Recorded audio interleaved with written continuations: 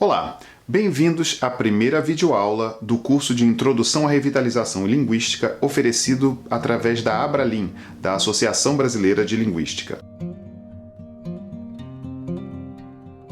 Antes da gente começar a estudar os programas de revitalização, projetos de revitalização e ações, a gente tem que olhar um pouco melhor e entender o estado atual das línguas. Como que a gente mede ou a gente observa o estado em que uma língua está? O tema, então, da nossa segunda aula e da primeira videoaula desse curso é a vitalidade linguística. Nesta aula, nós vamos estudar, então, primeiramente, as variáveis que afetam os processos de revitalização, falando um pouco sobre perda linguística, as variáveis externas e as variáveis internas a cada uma das comunidades de fala. E nós vamos, na segunda parte da aula, falar então de como medir essa vitalidade, como medir a vitalidade de uma língua, observando primeiro alguns fatores, quais são os fatores que devem ser observados ou medidos, e depois, então, falando do grau de vitalidade de cada uma das línguas. Vamos ver, então, as variáveis que podem afetar os processos de revitalização ou manutenção linguística. O objetivo aqui não é ser exaustivo e estudar todas as variáveis, mas a gente começar a situar o contexto onde essas perdas linguísticas ocorrem e que variáveis vão afetar esses processos, então, de retomada ou de revitalização das línguas. Bom, é importante a gente lembrar que as línguas se encontram ameaçadas por distintas razões históricas, políticas, sociais, econômicas, né? O processo de perda linguística normalmente é iniciado por variáveis externas à comunidade de falantes, né? Mas com o passar do tempo, as variáveis internas começam a ter um papel decisivo no futuro da língua, ou seja, na manutenção ou na perda linguística. Uma maneira um pouco controversa, talvez, de olhar para esse tema é dizer que, como a perda é o resultado de processos internos e externos, é talvez injusto exigir que a comunidade de falantes sozinha, internamente, tenha todas as respostas para as atividades de revitalização e que talvez essas atividades elas necessitem de uma colaboração entre elementos internos e externos, porque fatores externos também afetam a revitalização. Mas isso é um pouco controverso, a gente vai falar um pouco mais disso mais na frente. Vamos começar agora, então, olhando algumas variáveis que têm efeitos significativos nos trabalhos específicos de revitalização. Vamos começar olhando as variáveis externas às comunidades de fala. As primeiras macrovariáveis externas seriam variáveis internacionais. Aqui a gente está olhando de um ponto de vista bem amplo que muitas vezes fogem ao controle de governos locais. Por exemplo, o processo de globalização, ou línguas francas internacionalmente dominantes, como inglês, espanhol, chinês, árabe, e incluindo nisso o acesso à informação. Às vezes a informação está disponível somente em uma língua. Eu tenho visto alguns exemplos de pressão em algumas comunidades. Por exemplo, no México é comum a gente encontrar comunidades indígenas onde o ensino do inglês é muito importante, porque muitos membros daquela comunidade acabam migrando para os Estados Unidos ou para outras áreas e a comunidade acaba achando mais importante incluir na escola, no currículo escolar, o ensino do inglês, por exemplo, do que o ensino da língua indígena. Como o espanhol é uma língua obrigatória na escola, então o inglês acaba atuando como uma ferramenta para colocar a língua indígena, digamos, em uma terceira posição ali dentro do currículo escolar. Outras variáveis importantes também, que não são locais, não são da comunidade, são macrovariáveis a nível nacional ou estadual. Por exemplo, políticas públicas e a organização da máquina administrativa. No Brasil, a gente sabe, muitas vezes a negociação com secretarias de educação a nível estadual, às vezes a negociação com governos municipais, isso afeta processos de revitalização que estão ligados à escola, por exemplo. Outro elemento importante são leis, regulamentações, a implementação e a fiscalização dessas leis. Então, muita gente tem lutado para o reconhecimento de línguas indígenas a nível municipal, por exemplo, no Brasil, mas o que isso significa na prática, e como que isso pode ser fiscalizado, não é mesmo? Outro elemento importante são políticas educacionais e a organização do sistema escolar. Isso na América Latina, principalmente, é muito importante. Em outras outras partes do mundo, os processos de revitalização não estão tão ligados à escola, e a gente vai falar mais disso um pouco mais para frente, não é? Nós temos também políticas linguísticas, e aí tanto internas como externas, mas aí a gente está falando um pouco mais de políticas linguísticas macro, nível estadual, nacional, não é? E a disponibilidade de recursos públicos e privados. Outras variáveis, ainda externas à comunidade de fala, que afetam o processo de revitalização, seriam as chamadas variáveis regionais. Por exemplo, alguns exemplos, a atitude de populações no entorno, né, dali da comunidade de falantes. Isso é muito comum, por exemplo, no sul, no sudeste do Brasil, no centro-oeste do Brasil, né, como que a atitude dessas populações no entorno, que são externas, mas que estão ali em contato com a população indígena, afeta esse processo de revitalização. As línguas existentes em uma região e as dinâmicas sociolinguísticas. Então, por exemplo, no Alto Rio Negro, né, qual seria a dinâmica sociolinguística ali no Alto Rio Negro ou em outras regiões onde a gente tem contatos linguísticos, inclusive entre línguas indígenas, né? Outro elemento é a densidade linguística, não é? Então, às vezes, uma densidade linguística muito pequena, ela dificulta esse processo de revitalização, né? Um outro elemento seria o acesso à informação e recursos acadêmicos. Por último, apoio logístico e até uma infraestrutura, não é? Muitas vezes, por exemplo, o que afeta ali o processo de revitalização, a comunicação, acesso ou não à internet, transporte, recursos físicos e educacionais. Por exemplo, às vezes eu vejo algumas comunidades tentando organizar oficinas de professores e aí falta dinheiro para o transporte, falta dinheiro para alimentação, né? Esse apoio logístico local, regional, às vezes ele não ocorre e ele é externo, muitas vezes, às questões, às situações das próprias comunidades. Como nós vimos, existem muitas variáveis externas à comunidade de fala que vão afetar tanto o processo de perda linguística quanto o processo de revitalização. Vamos agora olhar algumas variáveis internas, porque, na verdade, quando se inicia um processo de revitalização, essas variáveis internas são as mais importantes, pelo menos num primeiro momento, para o processo de revitalização. Olhando então para essas variáveis locais, né, que são internas às comunidades de fala, a gente começa com uma que é muito importante, que são as atitudes linguísticas da própria comunidade de falantes com relação à sua língua, né? Se não existir uma atitude positiva, uma atitude de que as pessoas queiram levar projetos de revitalização adiante, então não adianta nem começar, não é? Ligado a isso, nós temos aí o engajamento e a disponibilidade de participantes e lideranças. Isso também é uma característica importante, porque às vezes a atitude é positiva, as pessoas veem com bons olhos, mas não estão disponíveis ou engajadas para participar do processo, não é? Um outro elemento importante ali é o grau de letramento e educação formal. Ali a Unesco faz essa observação, não é? E aponta para processos de revitalização onde comunidades onde haja um grau de educação formal maior, às vezes você tem projetos de revitalização que são mais bem-sucedidos. Isso é um pouco controverso, a gente pode conversar um pouco mais sobre isso mais à frente. Não é? Então, voltando à questão dessas variáveis que afetam a revitalização, a gente tem que olhar diretamente para os recursos humanos para esses projetos, né? Então, primeiro deles, obviamente, se existem falantes da língua, né? A língua ainda tem falantes, esses falantes estão disponíveis, eles estão engajados. Um outro elemento importante é o pessoal com formação adequada para os programas. Então, se eu quero programas educacionais na escola, eu preciso de professores com a formação adequada. Para programas comunitários, eu preciso de agentes comunitários.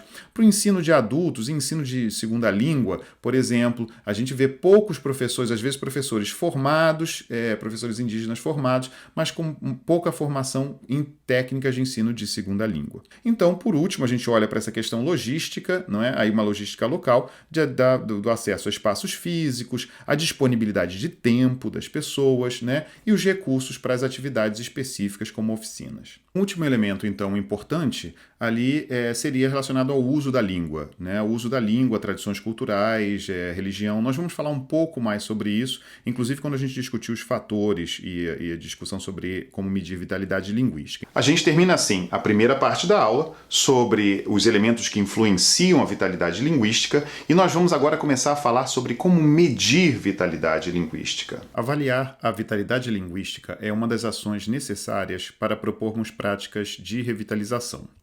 É importante observar as variáveis externas e internas que possam apoiar ou interferir com as atividades de revitalização. Existem, na verdade, várias metodologias e várias propostas. Não existe uma resposta única para isso, para como medir a vitalidade de uma língua. Normalmente, observam-se desde elementos quantificáveis, como, por exemplo, o número de falantes, até alguns elementos mais subjetivos, como a atitude linguística ou domínios de uso. Aqui no nosso curso, nós vamos usar, então, a metodologia proposta por uma comissão da Unesco de 2003. Nós vamos dividir essa avaliação em duas partes. Os fatores, os chamados fatores, e depois os graus de vitalidade. Com relação aos 9 fatores, eles são o grau de transmissão intergeracional de uma língua, o número absoluto de falantes, a proporção de falantes diante da população geral, as tendências atuais nos domínios de uso da língua, a capacidade de adaptação a novos domínios discursivos e novas mídias que a língua vem a ter, os materiais existentes para a educação na língua e o letramento, as políticas linguísticas governamentais e institucionais, e as atitudes linguísticas dentro e fora da comunidade, e, finalmente, a quantidade e a qualidade da documentação linguística disponível. Nós vamos, então, a partir de agora, olhar cada um desses fatores. Eu vou pedir então para vocês prestarem bastante atenção a esses 9 fatores, porque depois nós vamos fazer uma atividade em que vocês vão ter que tentar aplicar esses fatores para observar o que possa estar acontecendo com as línguas com as quais vocês trabalham, ok? Vamos começar com o primeiro critério, o primeiro fator, que seria a transmissão intergeracional. Aqui eu tenho que fazer um parêntese. Eu vou usar aqui uma adaptação dos fatores da transmissão intergeracional apresentado pelo Krauss em 1997. Se vocês forem no relatório da Unesco, vocês vão ver os fatores ali baseados no Fishman 91. Nós vamos voltar a essa classificação da transmissão do Fishman 91 na parte onde a gente vai falar de graus de vitalidade. Por quê? Porque a maioria dos autores hoje em dia usa essa classificação para classificar o grau de vitalidade da língua. A gente já vai ver um pouquinho mais para frente, tá? Então, por enquanto, vamos focar aqui nessa adaptação do Krauss 1997. Então, como poderíamos classificar uma língua em termos do grau de transmissão intergeracional? O primeiro grau dele seria o grau A. O grau A é o grau em que a língua é falada por todas as gerações, incluindo as crianças. O grau A- seria uma língua falada por todas as gerações, mas a língua é transmitida para a maioria das crianças, ou seja, já existem algumas crianças que não estão aprendendo a língua. O grau B seria uma língua falada por todos os adultos com mais de 20 anos, mas transmitida para poucas crianças. Ou seja, no grau B, a gente já começa a ver uma quebra da transmissão intergeracional. No grau B-, a língua é falada por adultos com mais de 30 anos e talvez transmitida para poucas crianças, né? Então ali a gente já começa a ver aqueles casos em que alguns adultos jovens com 20 e poucos anos já não falam a língua, né? O grau C, então, a língua é falada por adultos com mais de 40 anos, aí realmente marcando uma quebra geracional, né? O grau C-, a língua é falada por adultos com mais de 50 anos. O grau D, a língua é falada por adultos com mais de 60 anos. O grau D-, a língua é falada por adultos com mais de 70 anos. E o grau E, então, a língua não é mais falada. Tá? Isso daí são critérios muito genéricos, e quando a gente vai descrever uma língua especificamente, a transmissão, a gente sempre vai adaptar, porque às vezes acontece de estar sendo falado por mais de 60 anos, mas tem algumas poucas famílias de 20 anos que ainda falam, então tudo isso tem que ser considerado junto com os outros critérios. Uma outra informação importante é que eu vou disponibilizar para vocês, então, o relatório da Unesco, que tem todos esses fatores e que explica um pouco melhor cada um deles. Ok, passamos agora então para o segundo critério, né, o segundo fator ali que a Unesco considera. Então o segundo fator é simples, é o número absoluto de falantes. Então ali a gente reportaria o número total de falantes daquela língua. É simples de entender, muito difícil às vezes a gente conseguir esse dado, né? O fator número 3, então, seria a proporção de falantes diante da população geral daquela língua, né? Então, por exemplo, estima-se que 40% dos Wapixana no Brasil ainda falem a língua Wapixana, né? Isso é uma estimativa e aí é o que a gente reporta. Esses 3 primeiros critérios lidam com número de falantes. A partir do critério 4, a gente então já vai mudar um pouco a perspectiva. Aqui o critério 4 vai ser sobre os domínios de uso, as tendências atuais nos domínios de uso da língua, né? Então a gente vai procurar entender quando, em que contextos a língua ainda é usada. Ela é usada em casa, ela é usada em reuniões políticas, ela é usada em celebrações religiosas, na escola, em práticas comunitárias, tá? E aí a Unesco vai propor então 6 graus para avaliar esse domínio de uso da língua, né? O primeiro grau seria o uso universal, a língua está sendo usada em todos esses contextos, todos os contextos possíveis para o uso da língua. O segundo grau seria a paridade multilíngue, ou seja, essa língua junto com a língua dominante, no caso do Brasil, a língua indígena e a língua portuguesa, né, seriam usadas em vários contextos ali. O grau número 3 seria se você já começa a reduzir um pouco os domínios da língua ameaçada, não é? Então você já não usa a língua ameaçada, por exemplo, em relações comerciais, mas você continua usando em casa ou na escola, né? O grau número 4 seriam de domínios bastante limitados ou formais, né? Quando a língua ainda está sendo usada em documentos, a língua ainda está sendo usada em situações formais de discussões políticas, mas ela já está começando a perder, já perdeu vários dos seus outros usos. O grau número 5 seria quando a língua já praticamente não é usada em contexto nenhum, são pouquíssimos os domínios de uso da língua que ainda existem, e o grau número 6 é quando ela simplesmente já não é mais usada, aí a língua dominante já tomou todos os espaços de uso. Ok, o critério número 5, então, é a capacidade de adaptação da língua a novos domínios discursivos e novas mídias. Esse critério está diretamente relacionado ao 4. Né? Aqui é importante a gente fazer uma ressalva. Tá? O que a gente quer dizer com essa adaptação a novos domínios? Os domínios e mídias têm que ser relevantes para a comunidade. Tá? Alguns exemplos ali de mídia, por exemplo, internet, redes sociais, programas de rádio, filmes, produção literária, né? E alguns domínios, conversas sobre esporte, tecnologia, música, atividades que interessam aos jovens falantes, né? Ou domínios, como a gente viu em casa, domínios de discurso político, né? Domínios de uso da língua. A gente tem que avaliar quais são as mídias e os domínios relevantes. Aí você me pergunta, como que eu posso avaliar quais são as mídias e os domínios relevantes?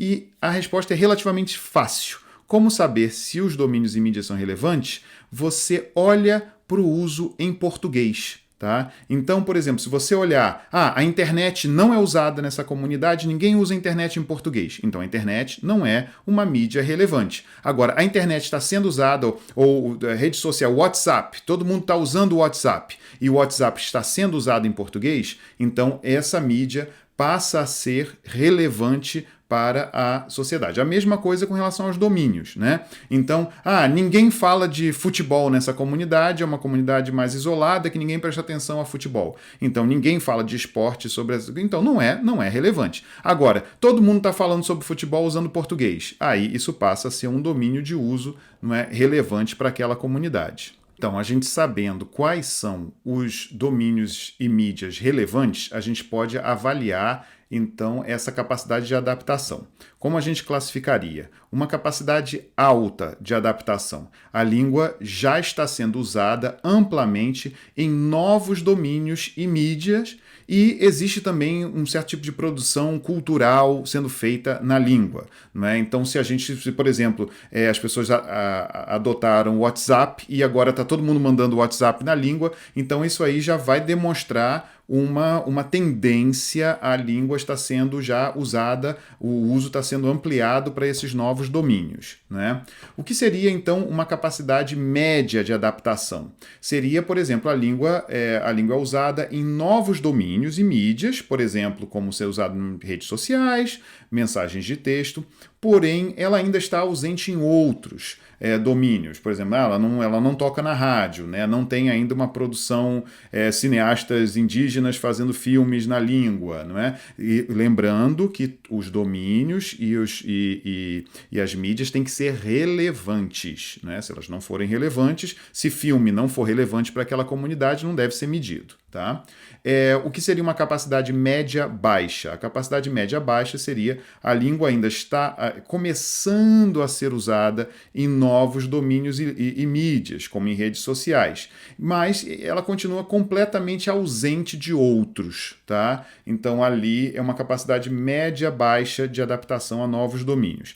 E uma capacidade baixa de adaptação é que a língua ainda só é usada em contextos tradicionais e muitas vezes aos quais os jovens não têm acesso ou não se interessam. Tá? Então, isso é uma outra questão quando você tem uma língua que só é usada em contextos muito tradicionais e todos os novos contextos de uso da língua eles já não existem ali e estão sendo feitos, no nosso caso, em português. Na aula 4, quando a gente for falar de planejamento do status, esses temas de domínio de uso vão ser centrais. Então, é importante a gente lembrar dessa classificação para a gente poder, na aula 4, falar mais sobre o planejamento do status. Esses critérios 6 a 9, eles vão ser tratados com mais detalhes nas aulas seguintes, tá? Então, o critério 6 seriam os materiais existentes para a educação na língua e o letramento, tá? Ali a gente vai falar nas aulas 7 a 10, nós vamos falar do chamado planejamento de aquisição. E aí nós vamos falar de materiais e vamos falar de pessoal qualificado também. O critério 7, né, ou fator 7, como é usado às vezes, são as políticas linguísticas governamentais e institucionais. Nós vamos falar um pouco disso na aula 4. Tá? Também na aula 4, nós vamos falar de atitudes linguísticas dentro e fora da comunidade. Tá? E o último critério, que seria o último fator importante, é a quantidade e a qualidade da documentação linguística disponível. Isso aí nós vamos conversar um pouco mais sobre esse fator nas aulas 5 e 6, quando a gente falar de planejamento do corpus. Vamos agora ver, então, um pouco sobre a classificação dos graus de vitalidade com base nesses fatores. É importante a gente lembrar aqui que, na verdade, essas classificações são bastante artificiais. E o que a gente faz é que o que a gente deveria fazer é um relatório, né, olhando todos esses fatores e explicando como esses fatores se aplicam à descrição do grau de vitalidade de uma língua, tá? Mas muitos autores vão tratar isso de uma forma um pouco mais reduzida para facilitar, inclusive, a apresentação didática. E é isso que a gente vai fazer agora, revisitando, então, aqueles critérios do Fishman. Ok, então vamos falar, então, dos graus de vitalidade. De acordo com os fatores vistos, podemos medir os graus de perda linguística ou de vitalidade linguística das línguas ameaçadas. Tá? A Unesco, então, naquele relatório de 2003, propõe 6 graus de vulnerabilidade das línguas. Esses graus, eles são bastante baseados no primeiro fator, que é a transmissão intergeracional. Mas os outros fatores também vão ter um papel importante na determinação desses graus. Qual seria o primeiro deles? O primeiro deles a gente tem que colocar as línguas não ameaçadas, as línguas que estão em segurança. Essas línguas, todas as gerações falam a língua e não houve interrupção na transmissão da língua entre gerações. Também muito importante, não existe nenhuma pressão externa, tá, de outra língua para que essa língua comece a perder espaços de fala. Então, essa língua domina todos os espaços de fala. Ali foi criada uma categoria 5-, que é uma língua ainda com uma certa segurança, que é chamada uma língua estável, mas que está em perigo, está ameaçada.